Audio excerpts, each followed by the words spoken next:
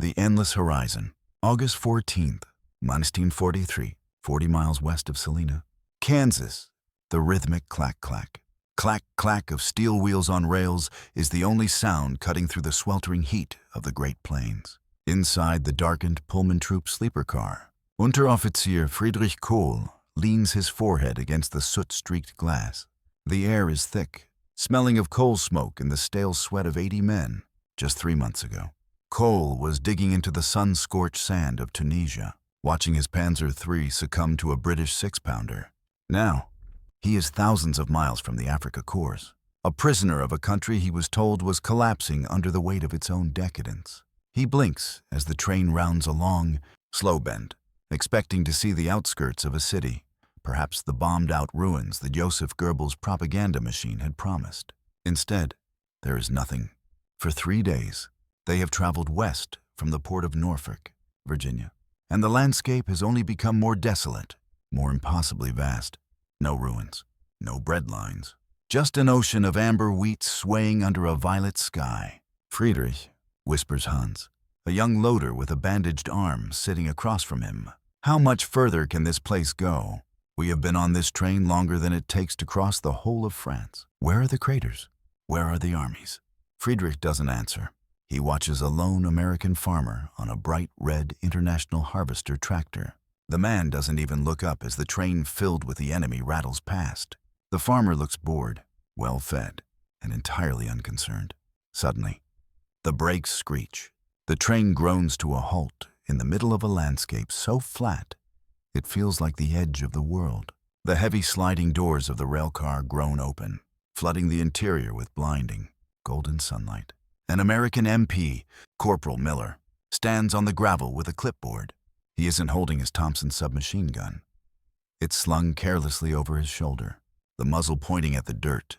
"All right, boys," Miller calls out in a casual, Midwestern drawl. "Welcome to Camp Concordia. Watch your step coming down. Water's in the Lister bags over there." Friedrich hops down, his jackboots crunching on the dry Kansas earth. He looks around, his eyes searching for the fortress. He expects the towering concrete walls of a stalag, the machine gun nests every 50 yards, the snarling German shepherds, and the electrified wire. Instead, he sees a waist-high picket of barbed wire that looks more suited for cattle than soldiers. There is a single wooden guard tower, but the man inside appears to be reading a newspaper. There are no searchlights scanning the perimeter. There are no bayonets leveled at their chests. Friedrich turns to Hans, his voice a dry rasp. "Hans, look at the gate. It's barely locked. They aren't even watching us." Hans's eyes widen. He clutches his meager belongings. They are fools. "Friedrich, they are soft. We could be out of those wires by midnight. We could find a radio, contact a sleeper cell, start the sabotage. The Americans have no stomach for security." Friedrich looks past the wire, past the camp's barracks. Toward the horizon, the sun is beginning to set, and the shadows of the grain elevators stretch out like long, mocking fingers. He realizes something that makes his stomach drop. The Americans aren't being soft. They aren't being careless. They are being indifferent. He looks at the single, dusty road that leads away from the camp. It disappears into a straight line that doesn't curve for 50 miles. There are no mountains to hide in, no dense forests to vanish into, just thousands of miles of open, exposed space owned by a people who haven't seen a single bomb fall on their soil. "Run where?" Hans, Friedrich asks softly, his gaze fixed on the terrifying emptiness. "Run to where?" The geography of despair. Friedrich stands in a ragged line as the American MPs begin the intake process. There is no shouting, no schnell, a schnell echoing through the air. Instead, there is a terrifyingly efficient silence. Corporal Miller walks down the row of prisoners, handing out yellow slips of paper. His movements are slow and deliberate, the gait of a man who knows he is in no hurry because his prisoners have nowhere to go. Name, rank, and serial number, Miller says, not even looking Cole in the eye as he scribbles on a pad. "You'll get your mess kits and a bunk assignment. Dinner is at 18. Noller, don't be late." The cook doesn't like leftovers. Hans leans in close to Friedrich, his voice a frantic hiss. "Friedrich, look at the motor pool over there. Those trucks, they aren't even guarded. And the civilian town, Concordia, is just a few miles down that track.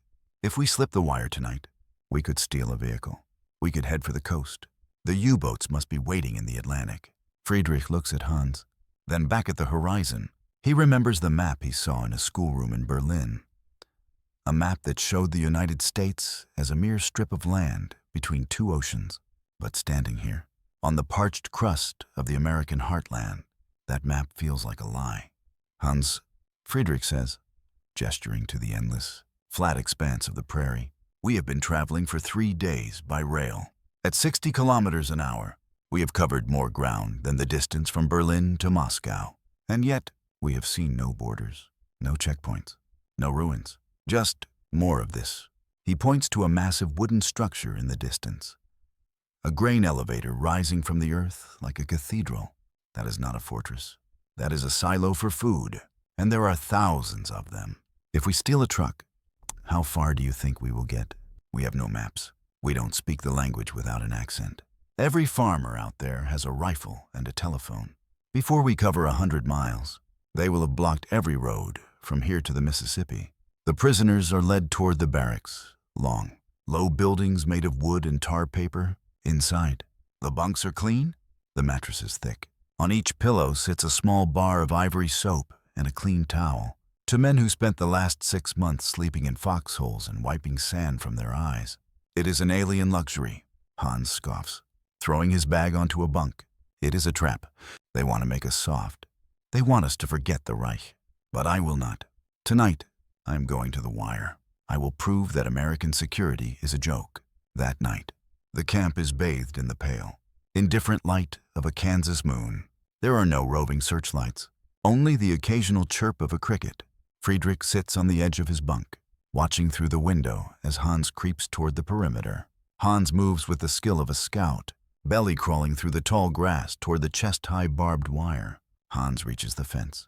He waits for a guard's shout, a whistle, the crack of a Springfield rifle. Nothing happens. The guard in the tower has his back turned, his silhouette illuminated by the small, glowing tip of a cigarette.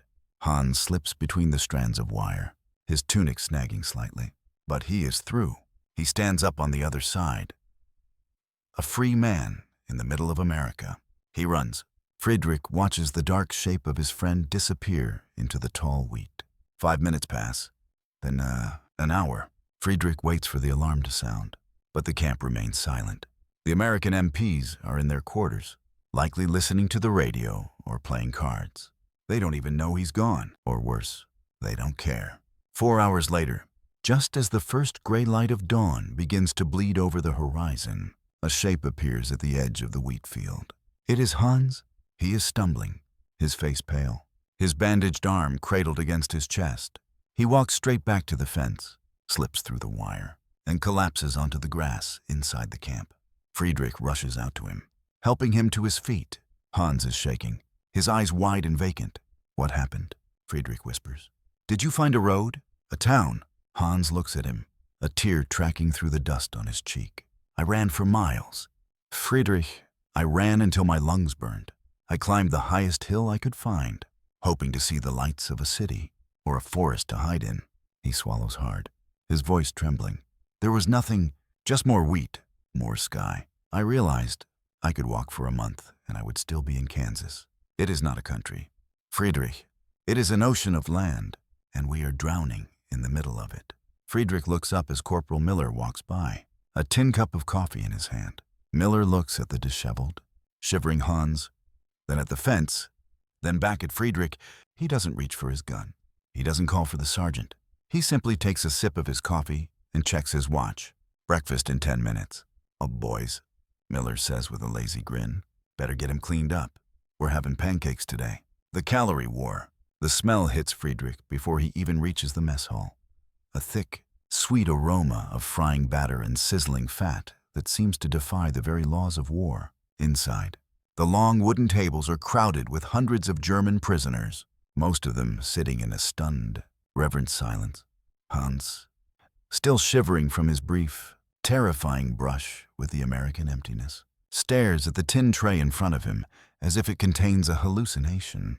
There, stacked 3 high, are fluffy pancakes dripping with golden syrup, Beside them sit 2 strips of crispy bacon, a mountain of scrambled eggs, and a white porcelain mug filled with steaming, dark coffee, real coffee, not the bitter ersatz made of roasted chicory and acorns they had choked down in the bunkers of Tunisia. It's a trick, one sergeant from the 10th Panzer Division mutters, though his hands are already reaching for a fork. They are feeding us like kings to soften our resolve. It is a psychological weapon. Friedrich picks up a piece of bacon. It is thick-cut and heavy with grease. He remembers the iron rations of the Wehrmacht, the hard, gray crackers and the tinned meat they called Mussolini's asshole, because it was so tough and rancid. He remembers his mother's letters from Frankfurt, describing the dwindling bread rations and the sawdust mixed into the flour. If this is a weapon, Friedrich says, taking a bite that feels like an explosion of salt and fat on his tongue, then Germany has already lost. Look around you. Hans, he gestures with his fork toward the large windows of the mess hall. Outside, a massive, olive-drab truck is idling, its flatbed piled high with crates of fresh oranges, sacks of refined white sugar, and tins of butter. 2 American privates are tossing the crates to one another with a casual, athletic ease. They aren't gaunt. They don't have the sunken eyes of men living on the edge of starvation. They are big-boned, thick-necked, and they move with an annoying, effortless confidence. Goebbels told us the Americans were a mongrel race, Hans whispers, shoveling eggs into his mouth. He said their cities were rioting, that their factories were idle, that they were a nation of cowboy amateurs who couldn't sustain a real conflict. Goebbels never saw Kansas. Friedrich replies. He looks at an MP leaning against the doorframe, chewing on a piece of gum. The MP isn't even watching the prisoners. He's talking to a local girl who has come to deliver the mail, laughing as if the world isn't on fire. The realization is more crushing than Hans's failed escape. The lack of guards isn't just about the geography. It's about the sheer, overwhelming abundance. The Americans don't need to chain their prisoners because they have already won the logistical war. They have so much food, so much fuel, and so much space that the presence of 50,000 German soldiers in the middle of their country isn't a threat. It's a minor administrative detail. Later that morning, the prisoners are led out to the work detail. Corporal Miller leads them to a nearby farm owned by a man named Henderson. Henderson is an old man in denim overalls with a face like tanned leather. He looks at the elite soldiers of the Africa Corps and spits a stream of tobacco juice into the dust. Need these rows hoed by sundown, Henderson says to Miller, handing out tools. And tell them to watch the corn. If they break the stalks, they don't get no cider. Miller nods and sits down on a stump. Pulling out a harmonica, he plays a slow, mournful tune as the Germans begin to work. Friedrich hoes the soil, feeling the hot Kansas sun on his back. He looks at the corn, thousands of acres of it, stretching toward the horizon in every direction. It is a sea of green gold. He realizes that every calorie they eat, every gallon of gas the trucks burn, and every mile of rail they traveled is a testament to an industrial and agricultural giant that Germany was never told existed. The lack of a hostile border meant that this giant could grow, unbothered by bombs or blockades, until it became a monster. Hans, Friedrich calls out, wiping sweat from his brow. Do you remember the new order we were supposed to bring to Europe? The Lebensraum. Hans nods, leaning on his hoe. This is it. Friedrich says, waving his hand toward the endless horizon. This is the space we were told we needed to conquer. But the Americans already have it. And they don't even seem to realize how much they have. As the sun begins to set, Henderson returns with a large wooden bucket filled with cold apple cider. He hands a dipper to Friedrich. The liquid is tart and icy. Friedrich drinks, and for a moment, he forgets he is a prisoner. He looks at the farmhouse, a white, 2-story building with a wide porch and a swing. There are no blackout curtains. There are no sandbags. He looks at Miller, who is still playing his harmonica. Corporal, Friedrich asks in his broken English. Why you know? More guards. Why you? No fear we kill you. Miller stops playing and looks at the horizon, where the first stars are beginning to peek through the violet sky. He gives a short, dry laugh. Son, Miller says, if you killed me, you just have to find your own way to the next town. And the folks there, they're mostly related to me. They got rifles. They got dogs. And they got plenty of time. You ain't in a camp. Friedrich, you're in America. There ain't no fence high enough to be more of a cage than 3,000 miles of Kansas. The sound of freedom's silence. The following weeks at Camp Concordia settle into a surreal, domestic rhythm that erodes the prisoner's military discipline more effectively than any interrogation. Each morning, the German non-commissioned officers attempt to hold formal roll calls, clicking their heels and snapping salutes, trying to maintain the facade of the Third Reich in the heart of the Great Plains. But the American guards merely watch with amused indifference, leaning against their jeeps, more interested in the scores of the Saint Louis Cardinals game than the rigid posture of their captives. One afternoon, Friedrich is assigned to a repair crew for the local county road. He is working alongside a private named Schulze, a former Berlin dock worker who spent 2 years in the freezing mud of the Eastern Front. They are shoveling gravel under the watchful, yet bored, eye of a single American guard who is sitting 50 yards away on a fence post, whittling a piece of cedar. Schulze, look at the road, Friedrich says, leaning on his shovel. Schulze wipes a hand across his forehead. What about it? It's a road. Dirt and rock. No. Friedrich counters. Look at the traffic. For an hour, they watch a steady stream of civilian vehicles pass by. Not military convoys, but Ford and Chevrolet sedans, farm trucks, and delivery vans. They see women driving alone, their hair blowing in the wind. They see families with children leaning out the windows. But it's not just the vehicles. It's the lights. As dusk begins to fall, the cars flick on their headlamps, bright, twin beams of white light that cut through the Kansas twilight. They have no blackout, Schulze whispers, his voice trembling. Friedrich, they drive with the lights on. They aren't afraid of the Luftwaffe. They aren't afraid of anything. Back in Germany, the night was a time of terror and darkness. Total blackout was enforced with lethal strictness. A single candle flame seen from the street could bring the Gestapo to your door, or a British Lancaster bomber to your roof. But here, the night is merely a different kind of day. As the transport truck takes them back to the camp, they pass through the small town of Concordia. The streetlights are lit. The neon sign above the local diner glows a brilliant, wasteful red. People are sitting on their porches, silhouetted against the warm, yellow glow of their living room lamps. It is a city of glass, Schulze says, staring at a shop window filled with radios and hardware. One bomb, just one bomb would shatter this whole world. Why haven't we sent the bombers? Friedrich looks at the MP driving the truck. The man is whistling a tune, one hand casually on the wheel. Because we can't reach them. Schulze, to get here, you have to cross an ocean that is 3,000 miles wide. And once you cross it, you have to find Kansas. We are in the belly of a beast so large, it doesn't even feel the flies biting its skin. When they return to the barracks, they find a new arrival. A major from the Luftwaffe whose plane was shot down over Sicily. He is a man of the old school, his uniform still crisp despite the journey, his eyes burning with a fanatical, desperate light. He gathers the men in the center of the barracks, his voice a harsh, command tone whisper. Listen to me. The major snarls. I have observed the perimeter. The Americans are lazy. The wire is weak. I've calculated that a coordinated break of 50 men could seize the motor pool and the radio station in town. From there, we can spark a revolt among the local German-American population. There are millions of them in the Midwest. They are waiting for a signal. Friedrich looks at the major, then at the other prisoners. Some of the younger boys, the ones who haven't yet felt the weight of the American horizon, have their chests puffed out, nodding along. But the veterans, the ones who have worked the Henderson farm and seen the grain elevators, look at the floor. Major, Friedrich says, stepping forward. With respect, I have been to the Henderson farm. I have seen the people in town. And the major snaps.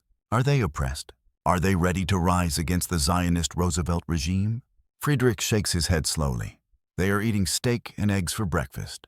Sir, they have cars, they have land, and they have sons fighting in Italy. They don't want a revolution. They want the rain to fall on their corn and the war to end so their boys can come home. The major's face turns a deep, angry red. You are a defeatist. You have been poisoned by their propaganda. It isn't propaganda. Sir, Friedrich says, his voice calm and heavy. It's the geography. If we escape, Where do we go? The nearest neutral border is Mexico, and that is 2,000 kilometers of desert away. If we go north to Canada, we find the British. If we go east or west, we find the sea. We are not in a prison, Major. We are in a vacuum. There is nothing to seize because there is too much of everything. The Major stares at him, his mouth hanging open, searching for a retort that doesn't exist. He looks out the window, past the low wire fence, toward the black, endless void of the Kansas night. For the first time, the fire in his eyes flickers and dies. He realizes that the lack of guards isn't an insult to their prowess as soldiers. It is a statement of their total irrelevance. The harvest of truth, as the weeks bleed into months. The fierce Kansas heat gives way to the sharp, biting chill of autumn. The emerald sea of corn has turned to a brittle, golden brown, rattling in the relentless prairie wind.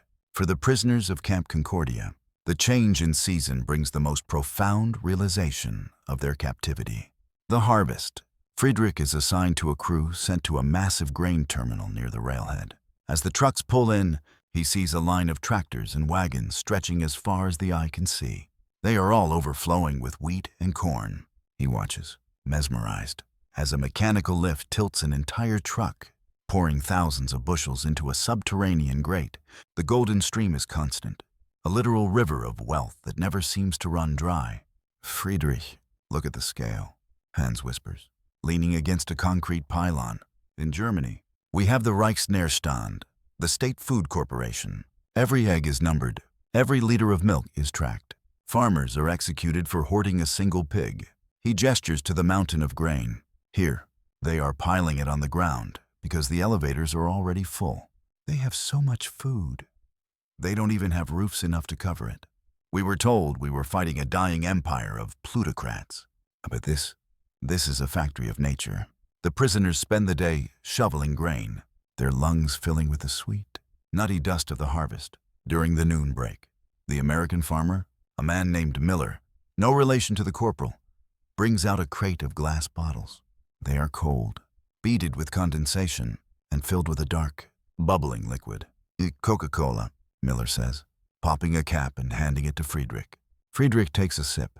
The carbonation stings his throat, and the sugar gives him a sudden, dizzying rush of energy. He looks at the bottle. It is a work of art in itself. Thick, curved glass, mass-produced by the millions. Even their trash is high quality. Corporal, Friedrich says to the guard, who is napping under the shade of a wagon. Why you give us this? We are enemies. We kill your people. The corporal opens one eye and shrugs. Son, we got more coke than we know what to do with. And besides, you're working hard. A man works, he gets a drink. That's just how it goes here. It is this casual, effortless generosity that finally breaks the last remnants of Friedrich's indoctrination. He realizes that the Americans don't hate them. To the Americans, the German army isn't a terrifying master race. They are just a group of misguided boys who had the misfortune of being on the wrong side of history. The lack of guards wasn't a tactical error. It was a form of pity. That evening, as the sun sets in a dramatic explosion of orange and fire, the prisoners are loaded back into the trucks. As they drive back to Camp Concordia, they pass a local high school football field. The stadium lights are on, illuminating the green turf with a brilliance that can be seen for miles. Hundreds of civilians are in the stands, cheering for a game. Friedrich watches the scene, his heart heavy with a strange kind of grief. He thinks of the darkened streets of Berlin, the fear in his sister's voice, the constant, low-level hum of hunger that had defined his life since 1939. He looks at the people in the stands, free, well-fed, and unafraid. When they reach the camp, the major, the fanatical Luftwaffe officer, is sitting on his bunk, staring at a map of the United States he managed to steal from the commander's office. He has been tracing the distance from Kansas to the Atlantic coast. Major, Friedrich says softly, sitting across from him, have you found a way out? The major looks up, his eyes hollow. He slowly folds the map, his hands trembling. I measured it. Cool. I measured the distance. To reach the nearest German-occupied territory, we would have to cross 2 oceans and a dozen countries. And even if we reach the coast, the Americans have a shipbuilding yard in California that produces a Liberty ship every few days. He drops the map onto the floor. We aren't in a prison? Friedrich, we are in a different century. The war we were fighting. It was a 19th century war of borders and bayonets. The Americans are fighting a 20th century war of calories and steel. We didn't lose in Tunisia. We lost the moment we decided to fight a continent. The next morning, the lack of guards is even more pronounced. The gate to the camp is left standing wide open to allow a delivery truck through, and the guard in the tower is busy repairing a radio. Friedrich walks to the edge of the wire and looks out at the Kansas horizon. He could walk out right now. He could disappear into the wheat, but he doesn't move. He stays inside the wire, not because of the fence, but because of the truth. He knows that as long as he is in this camp, he is safe. He is fed. He is part of a world that has already decided the future. He turns back toward the barracks, a small, sad smile on his face. He is no longer a soldier of the Reich. He is a witness to the terrifying, beautiful, and overwhelming scale of a nation that has no borders to defend, because it has already consumed the horizon. The Ghost of 1,000 Miles, November 12th, 1943, near the Nebraska-Kansas border. The first frost has turned the world into a landscape of brittle silver. Unteroffizier Friedrich Kohl stands at the edge of the camp's northern perimeter, his hands shoved deep into the pockets of his dyed blue prisoner's coat. The air is so sharp it feels like inhaling needles. To his left, the gate stands slightly ajar. A hinge had frozen overnight, and the guard had simply propped it open with a wooden block until the maintenance crew arrived. For the 1,000th time, our Friedrich looks at that open gate. It is the ultimate psychological torture. In a Soviet gulag or a British camp, a locked door is a challenge, a physical barrier that validates your status as a dangerous soldier. But here, the open door is a taunt. It says, "Go ahead, try to find the edge of us." A movement caught his eye. It was Hans. He had been quiet since his escape months ago. But today, there was a different look in his eyes. Not the frantic terror of a hunted man, but a cold, logical resignation. He walked up to Friedrich, holding a small, hand-drawn map he'd pieced together from scraps of American newspapers found in the trash.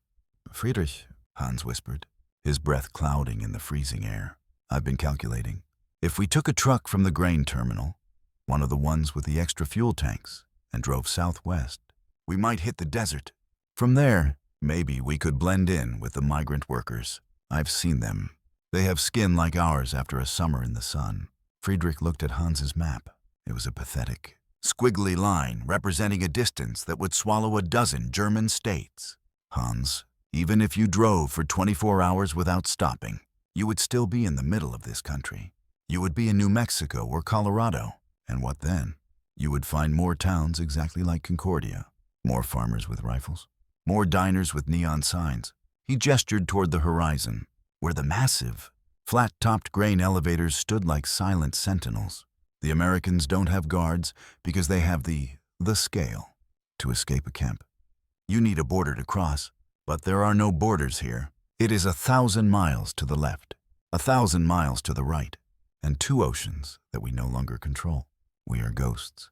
Hans, we are ghosts in a machine that is too big to even notice we're here.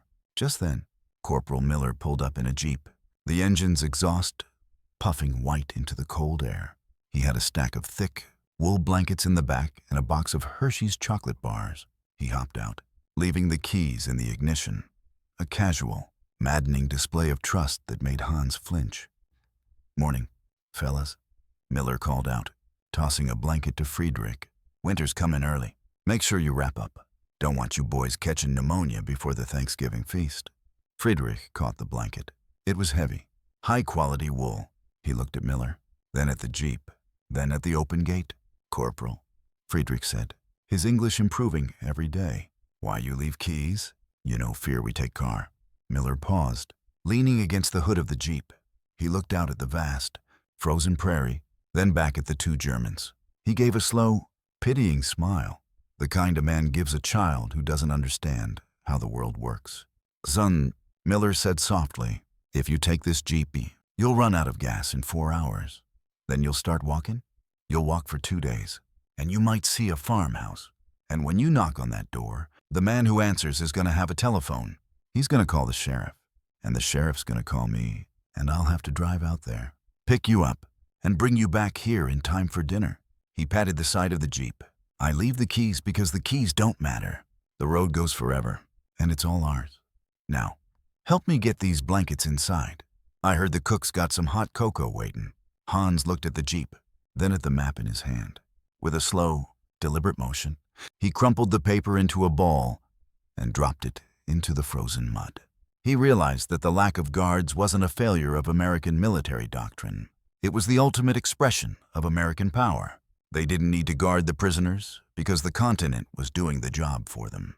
As they walked back toward the barracks, Friedrich felt the weight of the wool blanket in his arms. It was more than just warmth. It was a surrender. He was no longer a soldier fighting for a cause. He was a guest in a house so large he would never find the exit. The war of borders was over. The war of the horizon had been won by the people who owned it. The Thanksgiving Revelation. November 25th, 1943, Camp Concordia Mess Hall. The morning air is brittle with frost. But inside the barracks, the atmosphere is thick with a tension that has nothing to do with war and everything to do with disbelief. It is Thanksgiving, a holiday the German prisoners had never heard of until a week ago. They had assumed it was another piece of American theater, a day of meager rations dressed up with hollow speeches.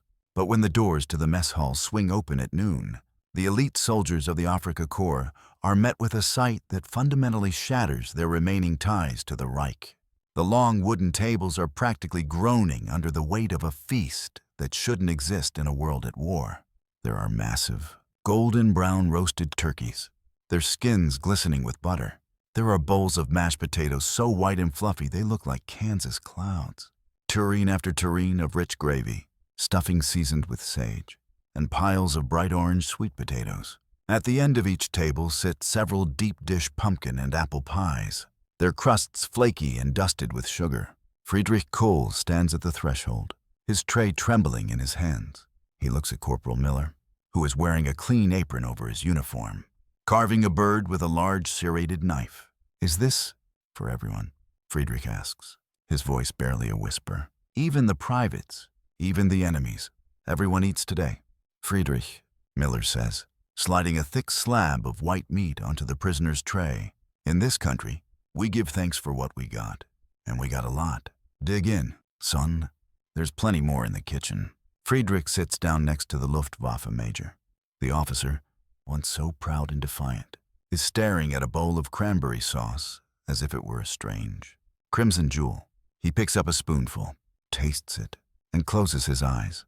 A single tear carves a path through the dust on his cheek. "Major," Friedrich asks quietly, "do you know what my wife wrote to me in her last letter from Essen?"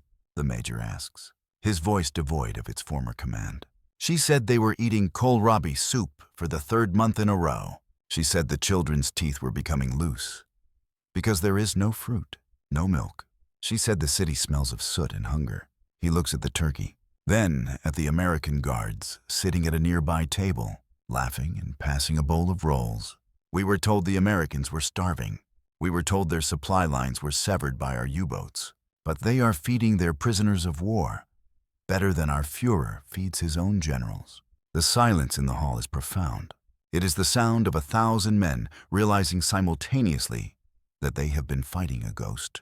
The propaganda of the master race falls away, replaced by the cold, hard reality of the master of logistics. The lack of guards at the camp suddenly makes perfect sense in a new, even more demoralizing way. The Americans didn't need to guard them because they were busy outproducing the rest of the world combined. Friedrich takes a bite of the turkey. It is rich, moist, and tastes like a future he had never dared to imagine. He looks out the window at the single guard tower. The guard isn't even looking at the camp. He's looking at a small, handheld turkey sandwich he's brought up with him, distracted by his own contentment. "Hans," Friedrich says to his friend, who is eating with a frantic, desperate hunger, "do you remember when we thought we could win because we were braver, because we had will?" Hans nods, his mouth full of stuffing. "Will doesn't matter," Friedrich says, looking at the endless mountains of food. "Not against this. You cannot defeat a nation that treats a world war like an oversized harvest festival. We aren't prisoners of the army." Hans, We are prisoners of the American grocery store. As the sun sets over the frozen fields, casting a long, golden glow over the camp, the prisoners walk back to their barracks. They move slowly, their stomachs full. For the first time in years, their hearts heavy with the weight of a truth they can no longer deny. The terrifying scale of America isn't just the miles of land, it's the miles of wheat, the tons of steel, and the absolute, casual certainty that they can feed the world while they conquer it. Friedrich lies on his bunk, looking at the ceiling. For the first time since his capture, he doesn't think about escaping. He doesn't think about the Reich. He thinks about the farmer, Henderson, and the way the man had looked at the horizon, not as a border to be defended, but as a promise of more. He realizes that when the war finally ends, he doesn't want to go back to a Europe of ruins and ration cards. He wants to stay in the land where the horizon never ends, and the guards don't need to carry guns. The Winter of the Machine, January 12, 1944, a rail siding near Belleville, Kansas. The thermometer at the station master's shack reads 20 degrees below zero. The wind, a relentless predator born in the Canadian Arctic, howls across the plains, carrying no obstacles to break its speed until it hits the line of shivering men in blue-dyed greatcoats. Friedrich Kohl pulls his wool cap down over his ears, his breath crystallizing instantly on his collar. Today, they are not farming. They are laborers for the Union Pacific. Friedrich, look at the tracks. Hans shouts over the gale, pointing toward the eastern horizon. Friedrich squinted. Emerging from the white haze of blowing snow was a locomotive, but not like any he had seen in Europe. It was a big boy, a 400-ton titan of steam and steel, pulling a train so long that the end of it was swallowed by the storm. As it thundered past, the ground beneath their boots vibrated with a rhythmic, tectonic force. Friedrich began to count the cars. 1, then 50, 100. Flat cars carrying Sherman tanks. Gondolas overflowing with raw sulfur and scrap metal. Boxcars stenciled with U.S. Army and explosives. The train took nearly 5 minutes to pass, and then, 10 minutes later, another one appeared from the west, heading east, loaded with fruit, timber, and crates of machinery. "It is a conveyor belt," Friedrich muttered, his face numb from the cold. "The whole country is just one giant conveyor belt moving from one ocean to the other." Corporal Miller, sitting in the heated cab of a nearby truck, rolled down the window slightly. "Keep those spikes moving. Boys, we gotta keep this line clear. Those trains are heading for the Atlantic. Got a lot of folks in London waiting on those crates." Friedrich hammered a steel spike into a frozen tie, the ring of metal on metal echoing in the vast, empty air. He looked at the truck Miller was sitting in. It was idling, burning precious gasoline just to keep the heater running for one man. In Germany, a soldier would be court-martialed for such waste. Here, fuel seemed as common as water. "Schulze," Friedrich called out to the former dock worker, "do you remember the General Plan Ost? The plan to build a German railway to the Urals?" Schulze leaned on his sledgehammer, his eyes red from the wind. "I remember. We were told it would take 50 years to tame that much space." Friedrich gestured to the double-track line disappearing into the white void. "The Americans did it 70 years ago, and they didn't do it with slave labor. They did it with capital and coal. We aren't fighting a military, Schulze. We are fighting an industrial ghost. They are moving more supplies on this one track in a day than we moved during the entire invasion of Russia." The realization was a cold, hard knot in his stomach. The lack of guards wasn't just about the geography or the food. It was about the indifference of power. A man does not guard an anthill. He simply walks over it. The Americans left their camp gates open because they knew that even if every prisoner in Kansas escaped, it wouldn't slow down a single one of those 100-car trains. They were so massive, so industrially dominant, that the German army had become a mere footnote in their logistics ledgers. As the sun began to dip toward the horizon, casting long, bruised purple shadows across the snow, a local civilian car, a black Buick, stuck in a drift on the road parallel to the tracks. The driver, an elderly woman, stepped out, looking distressed. Corporal Miller didn't even get out of the truck. He leaned out the window and pointed at Friedrich and Hans. "Hey, Kohl, go give that lady a hand. Push her out of the drift." Friedrich and Hans looked at each other, then at the open road. There were no fences here, The truck was 50 yards away. They were being ordered to walk toward a civilian. Alone, Friedrich walked over to the Buick. He and Hans put their shoulders against the freezing chrome of the bumper. With a synchronized heave, the car popped out of the snowbank and back onto the cleared pavement. The woman rolled down her window. She didn't look at them with fear. She didn't see the enemy or the master race. She saw two cold, tired boys in blue coats. She reached into her purse, pulled out 2 small tins of aspirin and a handful of butterscotch candies, and pressed them into Friedrich's hand. "Thank you, boys," she said with a kind, grandmotherly smile. "You stay warm now." She drove away, her taillights disappearing into the dusk. Friedrich stood in the middle of the road, the candies melting in his palm. He looked at the vast, open Nebraska border just a few miles north. He could walk away. He could go anywhere. But as he looked back at the warm cab of Miller's truck and the steady, thundering silhouette of another 100-car train on the horizon, he realized he didn't want to leave. For the first time in his life, he felt the terrifying safety of being small. He wasn't a soldier of a dying Reich anymore. He was a tiny, insignificant part of a continent that was too big to hate him. "Come on, Hans," Friedrich said, turning back toward the work crew. "Let's finish the spikes. I want to be back in time for the radio broadcast." The lack of guards had finally achieved its ultimate purpose. It had made the prisoners the guardians of their own captivity. They stayed not because of the wire, but because the world outside was so vast, so rich, and so impossibly powerful that there was simply no other place on Earth that felt as much like the future. The silence of the stars. March 20th, 1944, Camp Concordia, Kansas. The harsh, crystalline winter has finally begun to break, replaced by the mud season of the Great Plains. The frozen earth is turning into a thick, black gumbo that clings to jackboots like a physical memory of the land. Friedrich Kohl sits on the steps of the barracks, watching the twilight sky turn a deep, bruised indigo. In Germany, the night was a predator. Here, it is a vast, silent theater, as the stars begin to punch through the atmosphere. Friedrich is struck by a new kind of terror. In Europe, the sky was crowded. If you looked up, you thought of the distance to the next city, the next border, the next anti-aircraft battery. But here, the sky feels as deep as the land is wide. "Oh, Friedrich," Hans says, stepping out of the barracks and lighting a cigarette. "A lucky strike, provided by the camp canteen." The major is talking again. He says the V-1 rockets will soon be hitting London. He says the Wunderwaffen will turn the tide. Friedrich doesn't turn his head.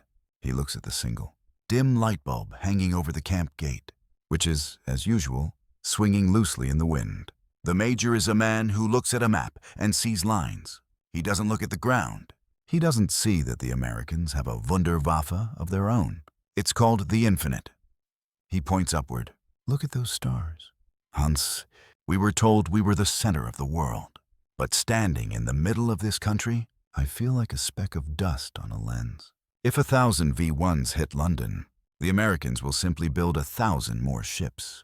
They have the space to fail, the space to rebuild, and the space to ignore us. The lack of guards has finally completed its slow, psychological erosion. Friedrich realizes that the American guards aren't being lazy. They are being honest. A man guards a treasure chest because it can be stolen. But you don't guard a mountain range. You don't guard the weather. Just then, the sound of a distant engine echoes across the prairie. It isn't the heavy, industrial growl of a train, but the low, melodic hum of a civilian car. A Ford coupe pulls up to the camp office. Out steps a young woman in a floral dress, carrying a basket of laundry. She waves to the guard in the tower, who tips his cap and goes back to whittling. She is the camp commander's daughter, or perhaps a local clerk. She walks within 20 feet of the dangerous Afrika Korps veterans. She isn't looking for a weapon. She isn't checking her surroundings for a rapist or a saboteur. She moves with a casual, terrifying safety. "Hans," Friedrich whispers. "That woman, she has more power than a panzer division." "What do you mean?" "She isn't afraid," Friedrich says, a lump forming in his throat. "She lives in a country where the idea of an enemy soldier in her backyard is so absurd that she doesn't even recognize us as a threat. We are just the boys in the blue coats who work on the Henderson farm. We have been defeated not by bullets, but by her lack of fear.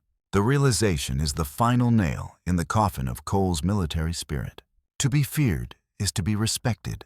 To be ignored is to be erased. The lack of guards was the ultimate insult to the Third Reich. It was the American way of saying that the German soldier was too small to be worth the ammunition it would take to watch him. As the night deepens, Friedrich looks at the fence one last time. It is a pathetic thing of wire and wood. He could step over it and walk until his legs gave out, but he knows that if he did, the only thing he would find is more of this crushing, beautiful, and indifferent freedom. He stands up, brushes the Kansas mud from his trousers, and walks back into the barracks. He doesn't look at the gate. He doesn't look at the tower. He has finally accepted the terms of his surrender. He is a prisoner, not of a camp, but of a continent that has no end. The Harvest of Souls, Megata, 1945, Camp Concordia. Kansas, the radio in the mess hall is screaming, usually. The American guards keep the volume low. But today, the speakers are pushed to their breaking point. The voice of President Truman crackles through the static, announcing the unconditional surrender of the Third Reich. Friedrich Kohl stands in the center of the room, a mop in his hand, as the world he was born to serve officially ceases to exist. Around him, the other prisoners are reacting in a chaotic spectrum of emotion. Some are weeping openly. Others, like the fanatical Luftwaffe major, sit in a catatonic silence, staring at their empty coffee mugs. But most of the men simply look out the windows. Corporal Miller walks into the room. He isn't carrying his rifle. He isn't even wearing his uniform jacket, just a sweat-stained olive undershirt. He looks at Friedrich, then at the mop, then at the radio. It's over. Cool, Miller says, his voice surprisingly soft. The big dance is done. Friedrich looks at the gate. For the first time in 2 years, the guard tower is empty. The gate isn't just propped open. It has been taken off its hinges for repair. There is nothing. Not a single strand of wire or a single armed man. Between Friedrich and the 3,000 miles of America, what happens now? Friedrich asks. Paperwork, Miller shrugs. Processing. Eventually, we'll get you boys on a train back to the coast, and then a boat back to the fatherland. Might take a few months. There's a lot of folks heading in the opposite direction right now. That evening, the lack of guards reaches its logical conclusion. The American commander grants the prisoners town leave. It is an experiment in the terrifying geography they have lived in. They are allowed to walk into the town of Concordia, unaccompanied, provided they return by the 22. Noelsiren. Friedrich and Hans walk out of the camp. They cross the dirt road and step onto the paved highway. They walk past the Henderson farm, where the new corn is already knee-high. They walk until they reach the main street of the town. The town is celebrating, but it isn't the manic, desperate celebration Friedrich had seen in newsreels of Berlin. It is a relief. People are hugging on the sidewalks. A local band is playing Sentimental Journey in the park gazebo. As the 2 German soldiers in their blue prisoner coats walk past the cinema, a group of teenagers pauses to look at them. There is no hate in their eyes. There is no desire for vengeance. One of the boys, wearing a Letterman jacket, nods to Friedrich. Hey, war's over. Huh, guess you guys get to go home soon. Friedrich stops. He looks at the neon sign of the pharmacy, the well-fed families eating ice cream, and the endless, straight road that leads back to the horizon. He realizes that the Americans never needed guards because they had something much more powerful than a fence. They had a life that no one in their right mind would want to destroy. Hans, Friedrich says, looking at the stars that are once again dominating the Kansas sky. We are going back to a graveyard. We are going back to a place of borders, ruins, and hunger. Hans nods, his eyes fixed on the glowing window of the local bakery. I know. I don't think I can live in a cage anymore. Friedrich says, not now that I know how big the world is. They turn back toward the camp, walking in the middle of the road. They are 2 men without a country, prisoners who have been freed by the very scale of their captivity. As they pass the empty guard tower and walk back into the barracks, Friedrich realizes the final truth of Camp Concordia. The Americans didn't leave the gates open to catch them. They left the gates open because they knew that once a man sees the American horizon, he is no longer a soldier of a king or a dictator. He is just a man, standing in the middle of a continent, realizing for the first time how small he truly is. and how much space there is to start over.